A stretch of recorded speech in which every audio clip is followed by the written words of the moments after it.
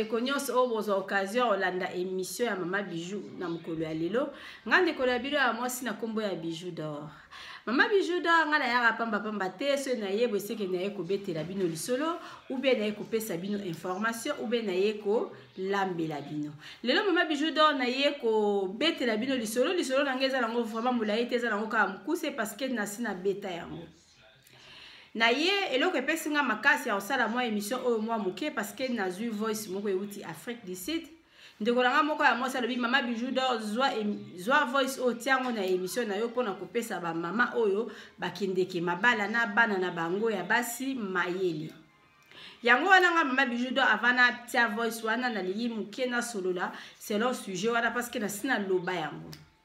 Ndeka na bandanga na Zabidor na beta masolo Mama Bijou d'or alambaka Mama Bijou d'or asala makambo ebele na mutu nyonso to s'abonner na Bidor TV te s'abonner na Bidor TV ozala jamais dessus parce que Mama Bijou d'or azala besoin ya ba implice na bino nazala besoin ya ba soutien na bino go soutenir Bidor TV chaîne oyo ekende liboso. Mama Bijou d'or na bakse bino émission na nga ya ba amser batumingi babenga kinga ba sepeli nango ba bikel boule nga biwi mutu na mokili fo kaka ko créer.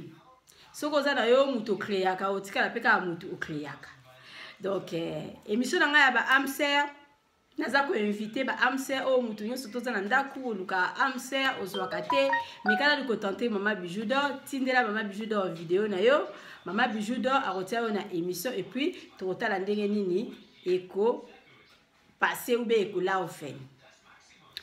Mama Bijou d'or lisolo nanga o na eko beta lelo eza vraiment lisolo moko ya pasi.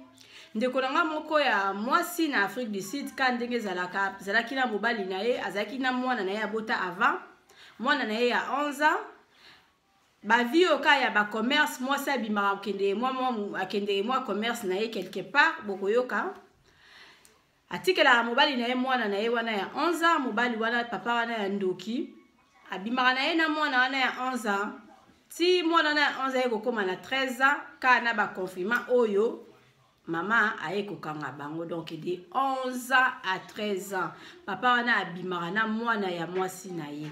Donc lisolo epesinga pasi makasi donc na yebite. Lelo ne tozolo ba papa wana aza na prison et puis mama wana azaye moko ba mindele kuna na Afrique du Sud ba botola mwana wana ba placer quelque part pour na mwana wana comment qui est un peu traumatisé donc ipe mama wana ko traumatiser mwana.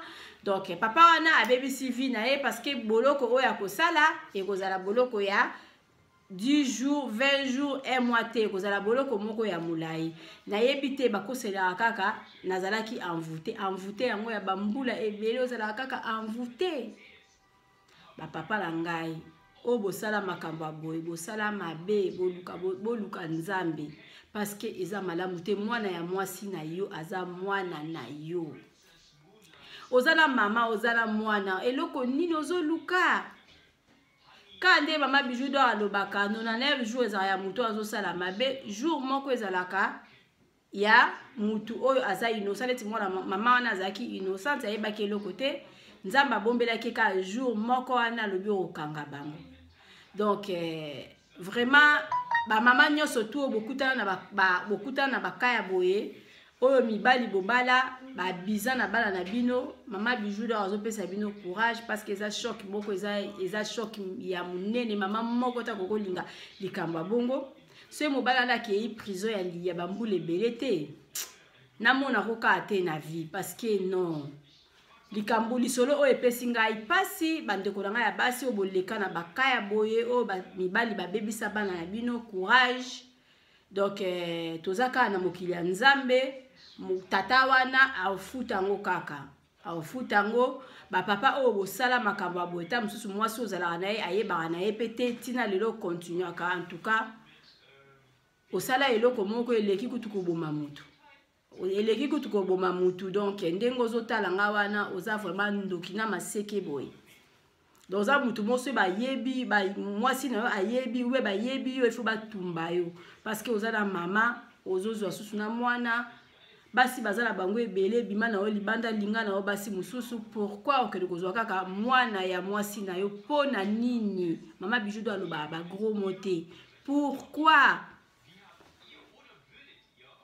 sikoyo basi o babota avant basi basusu mibali te babala lisusu te parce que koyeba te nani nani mobali nani akoki kosala nga makambo bongo parce que ekomamaka na elongi te poso ekomamaka na elongi mama moko ta kolinga mobali moko oyo akoya kobebisela ye mwana plus tard lisolo epesi nga pasi mingi nazotiela bino voice yango parce que naza na tante moyena loba mingi ya te parce que nasina uta ekosala nasala déjà émission moko ya maka ya bajara boye mama akangami na Congo mobali atikali kobimala mwana na ye eza kaka ba même genre ya masolo oyo mwana aza lisusu mokie makasi abandai na mwana na 11 ans papa ya ndoki na Afrique du Sud batangi na kombo na ye boza koyoka kombo na ye toluki ba photo na ye emonani te parce que aza déjà na prison jour ango makambo yango esalamaki police abandai kobotola bato nyonso tu ba portable mpona balongola image wana soki image ezalaki mbe natiaki image wana bomona ba genre ya bandoki ya ba papa bozoyoka bino moko voice nga nazotia mama Bijou do nga na bengisi bino ka dimanche bozala ebele liboso ba télévision na bino na YouTube bozala a brancher na Bidor TV parce que bozozo ba surprise ya minene parce que ba amser o ba bima dimanche wow baza ebele na okabola yango na 2 bandes parce que eleki ebele soki baza ata 6 moi mama Bijou do asala émission malamu ekozala te parce que ekozala mulai tourna au 4 yango na 2 na otia partie DA partie 2B donc bozala brancher ebele pour la causer la émission nanga ya ba amser mutu nyonso tozala posa contacter mama Bijou do azawana ba amser na ba amser botala rapé ba vidéo parce que yo luka mobalo mona pe mobali mo pe ya kitoko abimi aye pas zo luka moi si bo bengani kaka donc ezala ka bongo donc bozo courage bo luka mama Bijou bo pesa mama Bijou do ba vidéo na bino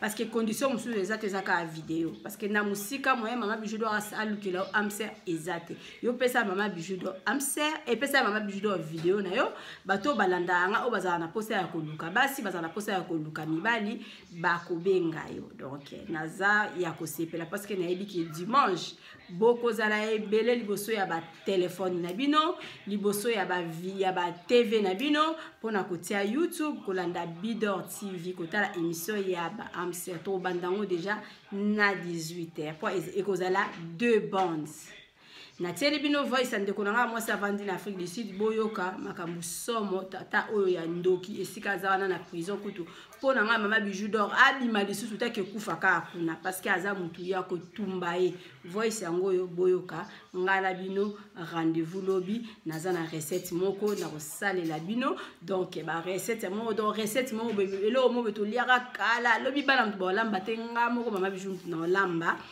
et puis rendez-vous na ngala bino lisusu vendredi soir moyen ezali na okende kosala interview et pas ya ba jeune fille moko boye soki pe moyen ezali nzamba bombi biso lisusu malamu dimanche tokutana pona émission ya mama Bijou ya ba amser na lingi bino mingi mbote na ba mosi nyonso esika bozali mbote na ba makopi na esika bozali mbote na mutu nyonso to ayebi mama Bijou mbote pe na bato o boyebi ngate bozo découvrir mama Bijou na linga bino mingi mbote na babone na nga bo continuer ko s'abonner massivement à Bidor TV avant juillet toko kisa 1000 abonnés après musala mama Bijou do et banda kotambola babi bato ya Bidor TV na Congo bazelaka babone ba mata pona bango bakoka kosala musala na bango donc mama Bijou do na lingi bino mingi voice yango yo boyoka en tout cas eza pasi mingi pe mawa ko tomber na mobali ya boye pour moi c'est ce qui a bota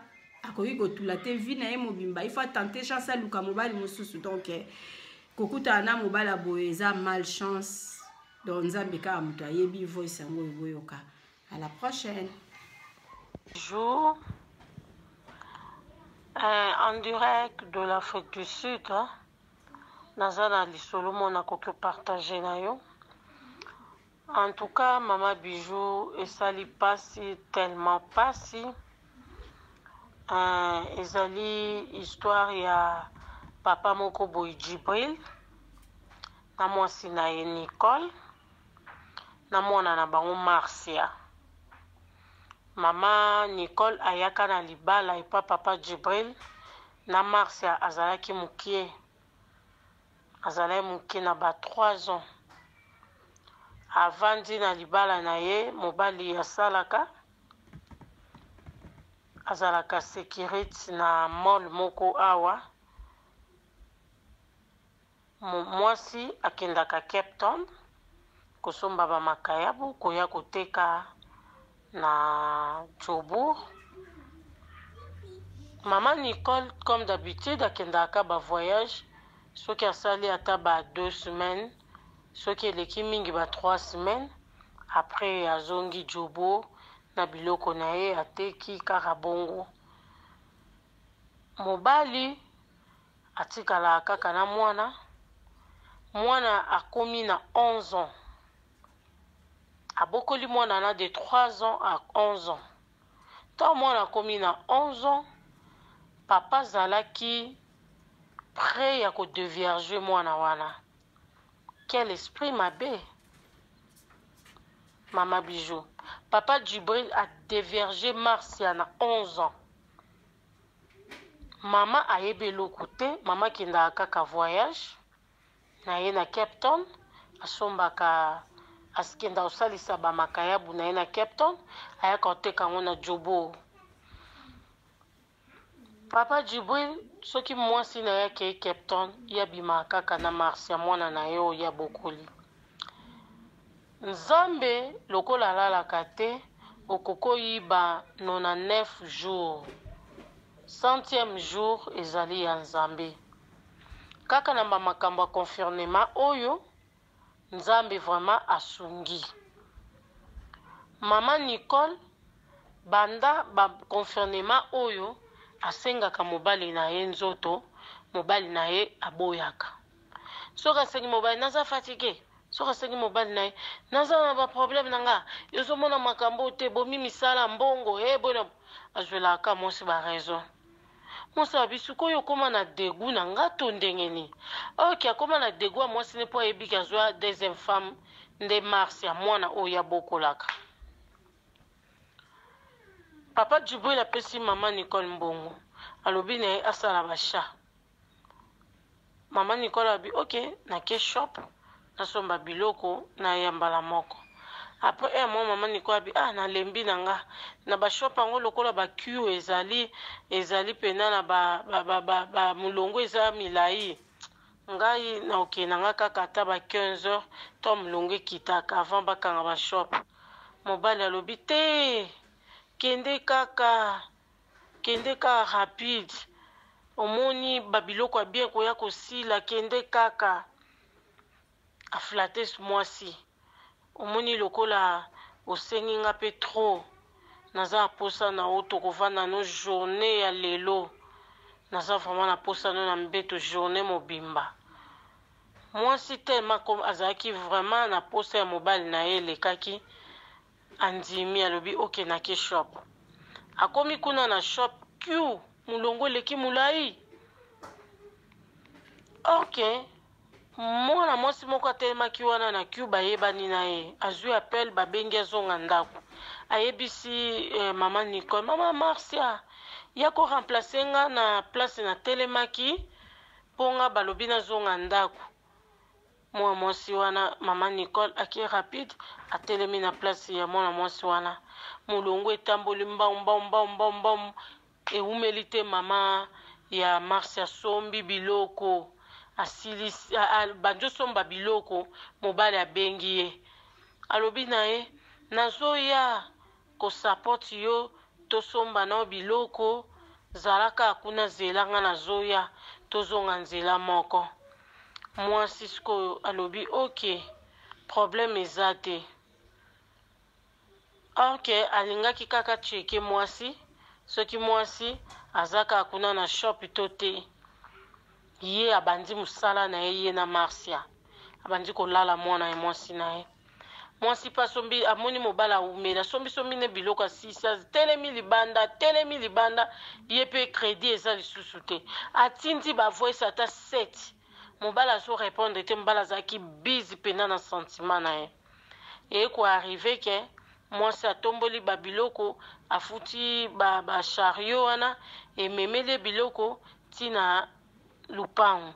Mwasi azwi biloko akotisa na ndako angi akota na ndako baoyoka te. Donc papa vraiment alakisa Marcia ndenge balolaka mobali likolo ya mbetu, ndenge bazalaka na mobali, alakisa mwana wana nyonso sauf rien. Mama Nicole akoti pe na ndako bango bayoki te. Ayokuta kaka papa likolo ya mwana azolela. Mwasi na nga bolingo na ngai nalingi yo makasi kosala nga mabe te. So nakuti yo na mwana mobali moko na kosala o mabe. Nayebi so yoka nga mwana na sa zonzimaka. Nazoyoka. Loba benga nga chéri. Chéri nazoyoka. Benga nga bébé. Bébé nazoyoka. Wana zoti na Marcia ndla benga ka e chéri. Abenga ka e bébé. Mama Bijou. Mama kokota kota kuti bongo. Avant d'aller en silence, émotion. Maman criait. Ko crier, maman criait à bois qui sachait biloko. Papa moko a sauté likolo à Marcia. Mama yeba kite mwasi nini. Mama fungola miso atala mwasi yango. Nde mwana oye abota. Mama bandi kolela. Mama bandi koganga zobenga samwani happy bandi koganga ba edeye batu ba embangu na ndaku problème nini.